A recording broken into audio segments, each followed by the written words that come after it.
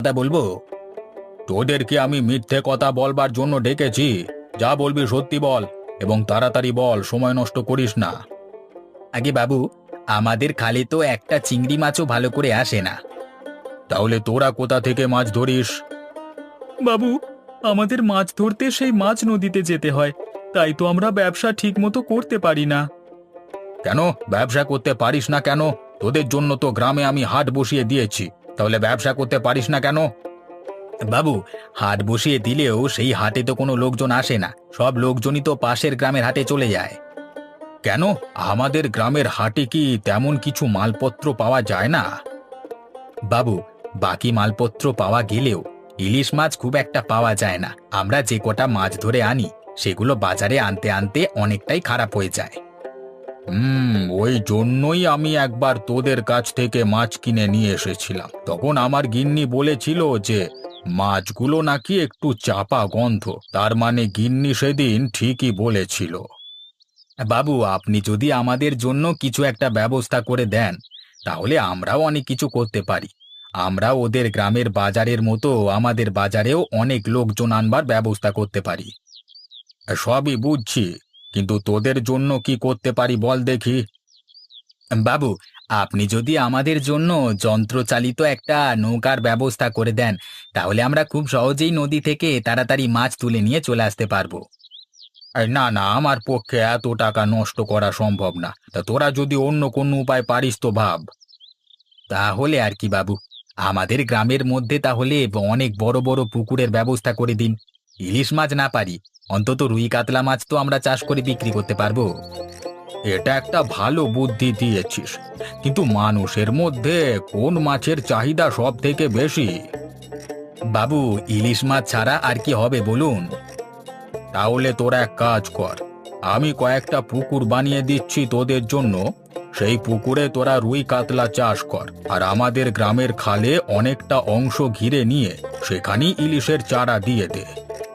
সেটা করলেই হয় বাবু, কিন্তু তাতেও খাটনি একটু বেশি হবে। খাটনি বেশি হলেও হাটে বাজারে আমাদের গ্রামের মানটা তো বজায় থাকবে।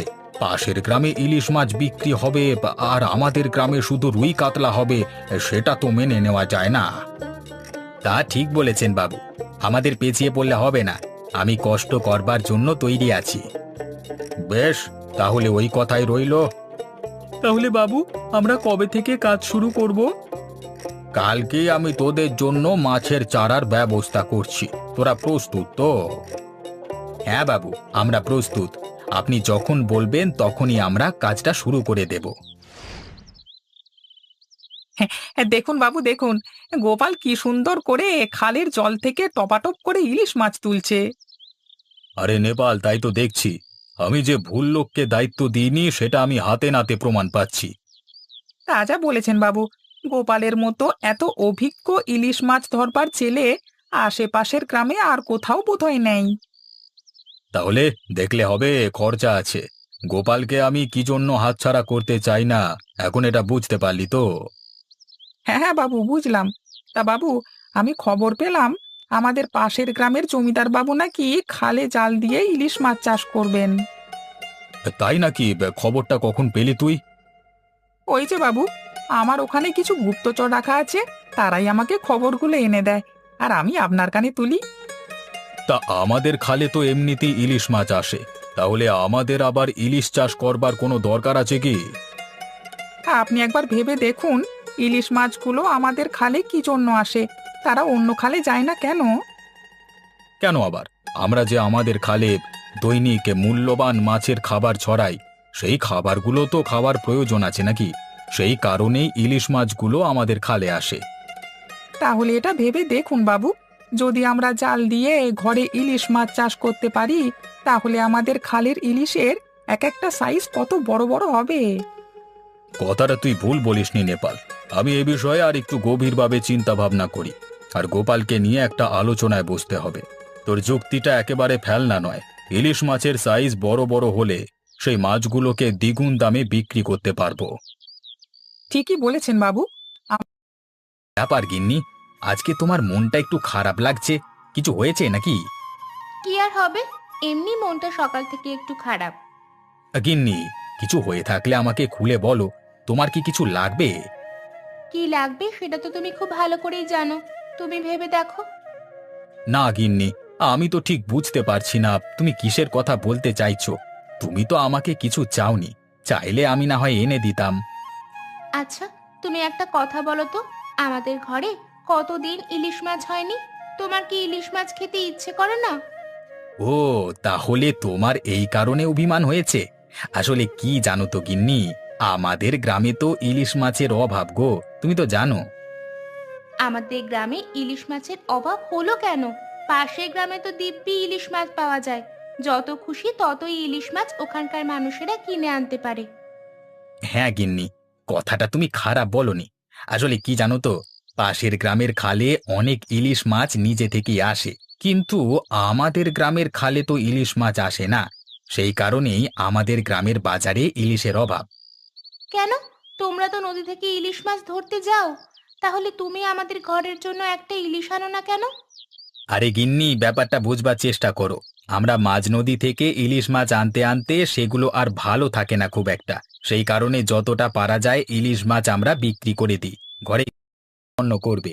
আর তাছাড়া আমাদের জমিদার যদি জানতে পারে যে আমি পাশের গ্রামে ইলিশ মাছ কিনতে গিয়েছি, তাহলে আমাকে আর আস্ত রাখবে না। কেন? তুমি তোমার টাকা ইলিশ মাছ কিনবে, তাতে জমিদার বাবুর কি বলার আছে? সেটা বলে হয় না গিন্নি। জমিদার বাবুর কাছে কাজ করি আমরা, আমাদের সংসার চালাই। এখন যদি জমিদার বাবু জানতে পারেন যে আমি পাশের গ্রামের বাজার থেকে ইলিশ মাছ কিনতে গেছি, তাহলে তো আমাকে কাজ থেকে বরখাস্ত করে দিতে পারে। ও, তাই নাকি? তাহলে আর বলছি কি, তুমি শুধু একটু অপেক্ষা করো, তুমি দেখে নিও, অপেক্ষার ফল নিশ্চয়ই তুমি ভালো পাবে। তাই বলে 3 মাস?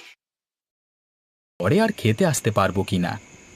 ও নিয়ে তুমি চিন্তা করো না, আমি বরং টিফিনে করে খাবার নিয়ে তোমাকে দিয়ে আসবো। আমার ঘর থেকে একটু বেরোনোও হবে, আর তোমাদের ওখানে গিয়ে কিছু কাজ দেখাও হবে। আমার মনটাও ভালো থাকবে।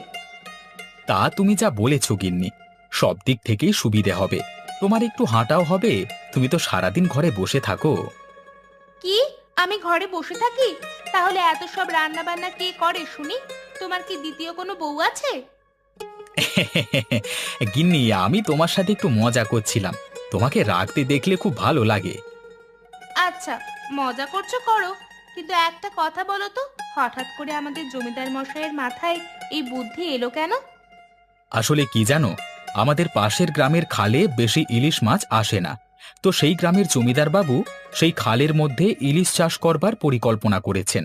সেই খবর আমাদের এখানে এসে পৌঁছায়, তখন আমাদের জমিদার বাবুও আমাদের খালে ইলিশ মাছ চাষ করবার পরিকল্পনা করেন। হুম, তাহলে ভালো কাজই করেছেন। পাশের গ্রামের লোকেরা ইলিশ চাষ করে বেশি মুনাফা কামাবে, সেটা তো আর হতে পারে না, না? আর তাছাড়া আমাদের খালে আমরা ইলিশ মাছ চাষ করলে সেই ইলিশ বাইরের বাজারে বিক্রি করতেও পারবো। হ্যাঁ গিন্নি, এই তো তুমি তাহলে বুঝেছো। এখন নাও দেখি, তুমিও দুটো খেয়ে নাও, রাতটা অনেক হলো, কালকে সকালে উঠে আবার কাজে যেতে হবে। কথা অনুযায়ী দেখুন, এক একটা ইলিশ মাছের সাইজ কত বড় বড় হয়েছে। সত্যি গোপাল, তোমার দক্ষতা দেখে আমি সত্যি খুব অবাক হচ্ছি। আজকে তুমি আর নেপাল না থাকলে আমি বোধহয় এই পরিকল্পনাটা কোনো দিনই সঠিকভাবে প্রয়োগ করতে পারতাম না। সত্যি বাবু, নেপালদা একদম আপনার উপযুক্ত সহকারী।